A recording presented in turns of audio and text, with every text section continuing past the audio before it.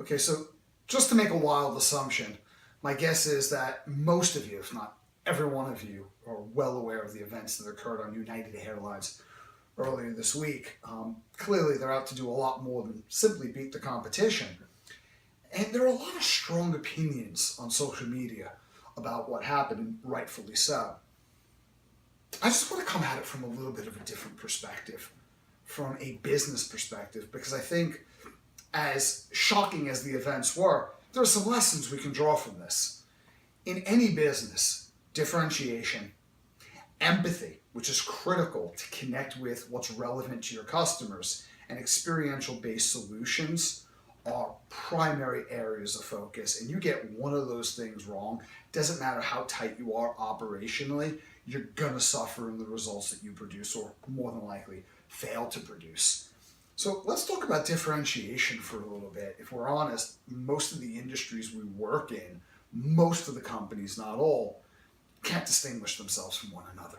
It's a sea of sameness. So in the airline industry, a company might have internally a cultural belief in why they're different, but when someone like me or someone like you, a passenger or customer, takes a look at these airlines, we can't really tell the differences. They're not as clear to us as they are to the internal personnel that works within that company or their marketing department. So when we're drowning in a sea of sameness, what do we look at? We look at price comparisons. So did United Airlines differentiate themselves? In a big way. I mean, they are now the fight club of the airline industry, which I don't think is a very good thing, because if you watch the tapes, it wasn't just that guy who was having a really bad experience on the plane. People were horrified. So could they have avoided it?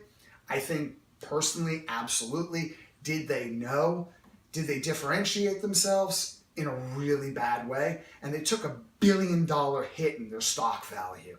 So that's a powerfully, profoundly expensive lesson. Now, what US-based airline carriers have struggled to do quarter after quarter historically is produce a profit. One airline that's the exception is Southwest Airlines, especially during the Heard-Kelleher era.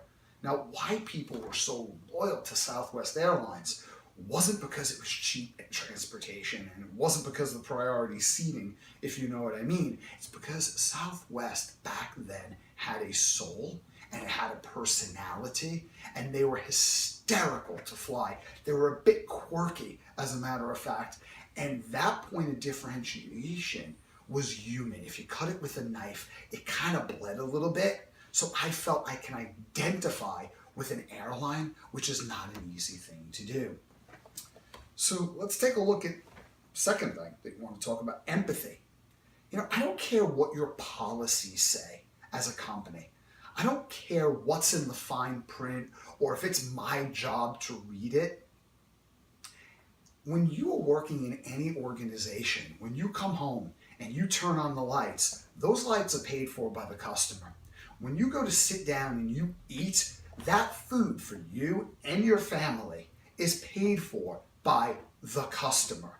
When you go to sleep later on that night, that bed, those bed sheets are paid for by the customer. When you are more focused on your rights rather than your responsibilities as a company, when you are more focused on your policies than the person for which those policies exist for, you're in a lot of trouble.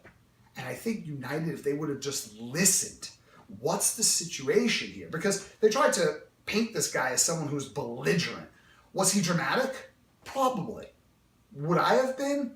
I don't know. I've been on flights before where, God, if this flight gets canceled and I don't make it out, I have a whole room of people sitting there waiting for me tomorrow, and I'll never show up. There are a lot of consequences. So this guy was a doctor. Who knows what conditions his patient was suffering from? Who knows why he was as emotional as he was?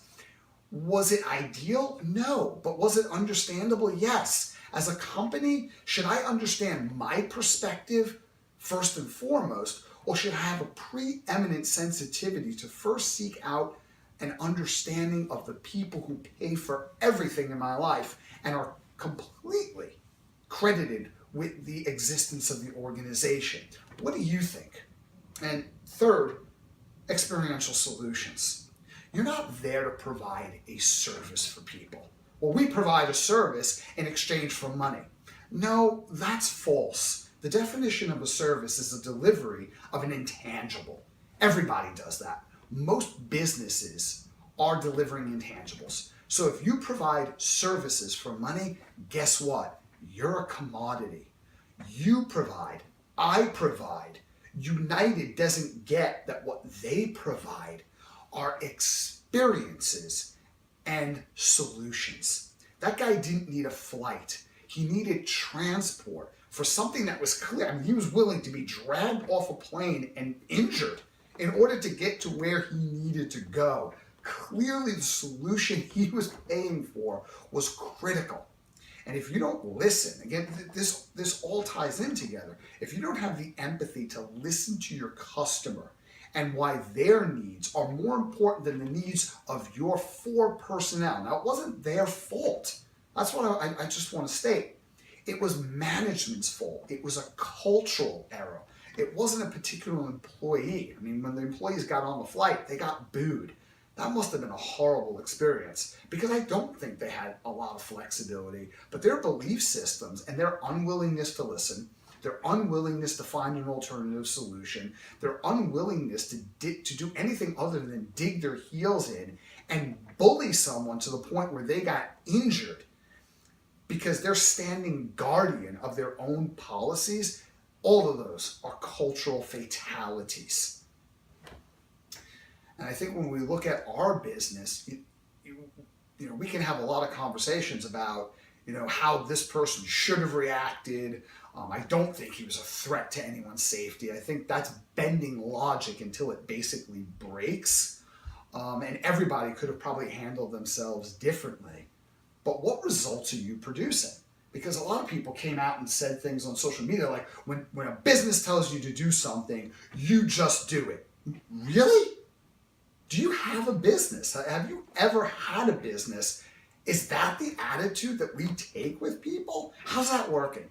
How's that working for your bottom line? How's that working for your customer loyalty? How's that working for your referral-based businesses?